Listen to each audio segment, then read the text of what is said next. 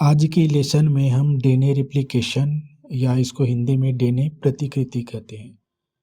प्रतिकृति मतलब स्वयं की एक कॉपी बनाना होता है, ठीक है? इसमें डीएनए क्या है, डीएनए रेप्लिकेशन की जो जैविक प्रोसेस होती है उसमें एक स्वयं की अपनी ही कॉपी बनाता है। तो इस वीडियो में मैं आपको एनिमेशन से अच्छे से बताऊंगा कि डीएनए रेप्लिकेशन की प्रोसेस कैसे होती है, ठीक है? तो इसमें तो समझ गए ना, डीएनए क्या है, अपनी स्वयं की एक कॉपी बनाती है और ये सभी जीवों में होता है, यूकेरियोटिक्स और प्रोकैरियोट्स सभी में होता है। और यह प्रोसेस क्या है, वंशानुक्रम के लिए सबसे आवश्यक जैविक प्रोसेस माना जाता है, ठीक है? इससे क्या है, जीनों में एक्सचेंज होते, मतलब वंशागत मतलब पीढ़ी दर पीढ़ी जीन ट्रेवल करता है, ठीक है? तो डीएनए रिप्लिकेशन के ही कारण होता है। और ये प्रोसेस कब होता है, जब कोशिका विभाजन होती है तब, ठीक है? ऐसा नहीं होता है कि ये केवल जनन कोशिकाओं में ही रिप्लिकेशन होता है, पीढ़ी दर पीढ़ी जीनों को आगे ट्रेवल करने के लिए शरीर की अन्य कोशिकाएं जो जैसे अन्य अंगों का निर्माण करने के लिए होता है ना, कोशिकाओं का विभाजन, माइटोसिस, ठीक है? उसमें भी डीएनए रिप्लिकेशन की प्रोसेस होता है। तो बस यही है, सबसे पहला कदम रखा जाता है डीएनए में कि इसका जो डबल हेलिक्स स्ट्रक्चर होता है, डबल हेलिक्स से एक एथन के रूप में दो स्ट्रैंड एथन के रूप में रहते हैं, इसको इसी स्ट्रक्चर को ही डबल हेलिक्स कहा जाता है। इसको सबसे पहले अनजिप करना होता है, ठीक है? अनजिप मतलब खोलना होता है, दोनों स्ट्रैंड को अलग अलग करना होता है। तो ये दोनों स्ट्रैंड को अलग करने का काम कौन करता है? एक एंजाइम जिसको हेलिकेज बोलते हैं। ये हेलिकेज एंजाइम क्या होता है, डीएनए के जो डीएनए के क्या है, कॉम्प्लीमेंट्री बेसेस होते हैं। इसको बेसेस यानी न्यूक्लियोटाइड्स, ठीक है? जैसे एडेनिन, ग्वानिन, थायमिन, साइटोसिन, ठीक है? ये क्या है, ये चारों बेसेस जो जुड़े रहते हैं आपस में, वो हाइड्रोजन बॉन्ड के द्वारा जुड़े हुए होते हैं। तो ये हेलिकेज नामक एंजाइम उसी हाइड्रोजन बॉन्ड को तोड़ता है। तो जब टूटता है तो क्या है, ये दोनों स्ट्रैंड अलग अलग हो जाते हैं, सिंगल हो जाते हैं। और यहाँ पे आपको एक वाई आकार की आकृति दिखाई दे रहा है। इसी आकृति को ही ना रिप्लिकेशन फोर्क कहते हैं। अब क्या है, दो नए स्टैंड बन गए। अब इन दोनों अलग अलग स्टैंड एक टेम्पलेट के रूप में कार्य करता है। टेम्पलेट मतलब समझना, जैसे घर बनाने के लिए क्या है, पहले नींव डालना पड़ता है ना भाई, उसके ऊपर आगे चला जाता है, घर बनते जाता है। वैसे ही ये टेम्पलेट, दो अलग अलग स्टैंड दिखाई दे रहा है, वो नींव का कार्य करता है रिप्लिकेशन के लिए। इसके बिना संभव नहीं है, ठीक है? इस टेम्पलेट के बिना।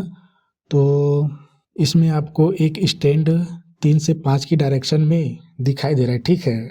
जो कि क्या है, ये रिप्लिकेशन फोर्क की ओर ओरिएंटेड होता है, ठीक है?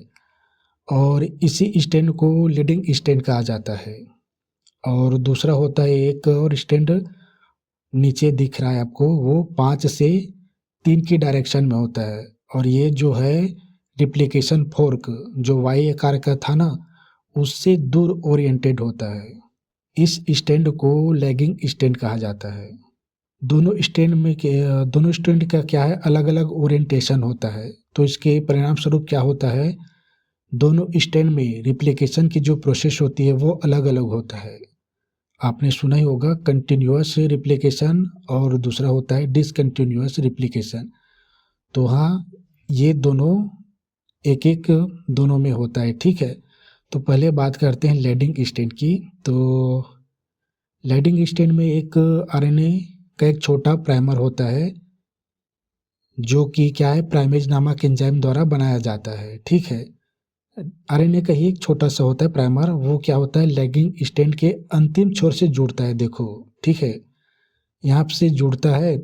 और ये प्राइमर मतलब यही समझना कि प्रारंभ करने वाला समझना, ठीक है? डीएनए संश्लेषण को प्रारंभ करने वाला, या यही शुरुआती बिंदु प्रदान करता है, ठीक है, डीएनए संश्लेषण के लिए। तो ये प्राइमर क्या है, जुड़ जाता है लीडिंग स्टैंड के अंतिम छोर से। अब इसके बाद आता है एक डीएनए पॉलीमरेज एंजाइम। ये क्या करता है, इस प्राइमर के साथ जुड़ता है और जैसे आपने देखे होंगे ना, सिलाई मशीन करते तो एक एक छेद करते हुए मशीन क्या आगे बढ़ता है, ठीक है। ठीक है, ऐसे ही ये डीएनए पॉलीमरेज एंजाइम एक एक करके जो कॉम्प्लीमेंट्री बेसेस है, न्यूक्लियोटाइड बेसेस होते हैं, जैसे एडेनिन, थाइमिन, साइटोसिन, ग्वानिन, एक एक करके जोड़ता जाता है। जैसे सिलाई मशीन एक एक करके जोड़ता जाता है ना, वैसे ही ये जोड़ता जाता है डीएनए पॉलीमरेज, ठीक है। और ये कहीं पे रुकता नहीं है, कंटिन्यू जब तक ये लीडिंग स्टेज में पूरे कॉम्प्लीमेंट्री न्यूक्लियोटाइड से जुड़ नहीं जाते, तब तक ये रुकता नहीं है प्रोसेस। इसलिए इसी रिप्लिकेशन को ही कहा जाता है कंटिन्यूअस।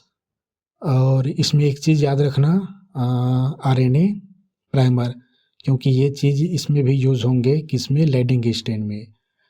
लैगिंग स्टेज में क्या होता है, इसमें लीडिंग में क्या था, एक प्राइमर जुड़ा था, ठीक है, लीडिंग स्टेज के अंतिम छोर में। लेकिन लैगिंग स्टेज में कई आरएनए प्राइमर जो होता है, वो लैगिंग स्टेज के बहुत सारे हजारों बिंदुओं पर जाके जुड़ जाते हैं पहले, ठीक है। और इसके बाद क्या होता है, डीएनए के छोटे छोटे टुकड़े, जिसे ओकाजाकी फ्रेगमेंट कहते हैं। फ्रेगमेंट मतलब होता है छोटा छोटा कण होता है, ठीक है, ये डीएनए के छोटे छोटे कण होते हैं।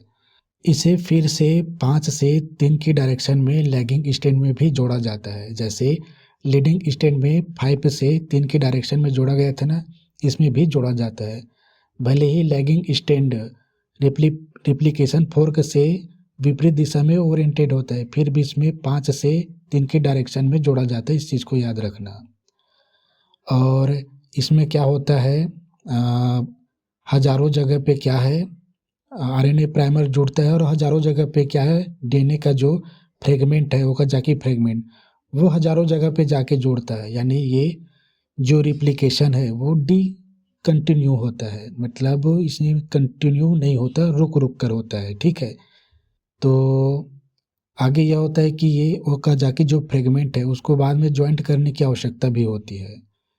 एक बार सभी बेसेस का जब मिलान हो जाता है, जैसे एडेनिन के साथ थाइमिन, ठीक है, और साइटोसिन के साथ हमेशा ग्वानिन होता है, तब एक एंजाइम जिसे एक्सोन्यूक्लियस कहा जाता है, यह प्राइमर को हटा देता है। प्राइमर की आवश्यकता नहीं होती, ठीक है, क्योंकि इसमें डीएनए रिप्लिकेशन हो रहा है, तो डीएनए का जो फ्रेगमेंट है उसको जोड़ना होता है। प्राइमर क्या है, आरएनए का फ्रेगमेंट है समझो, ठीक है, छोटा सा टुकड़ा। तो जब प्राइमर हट जाता है तो एक गैप बनता है, उसमें फिर से अब कॉम्प्लीमेंट्री न्यूक्लियोटाइड्स या बेसेस कहते हैं, उसको भर दिया जाता है। इस तरह से अब क्या है, एक नए चेन बन जाती है।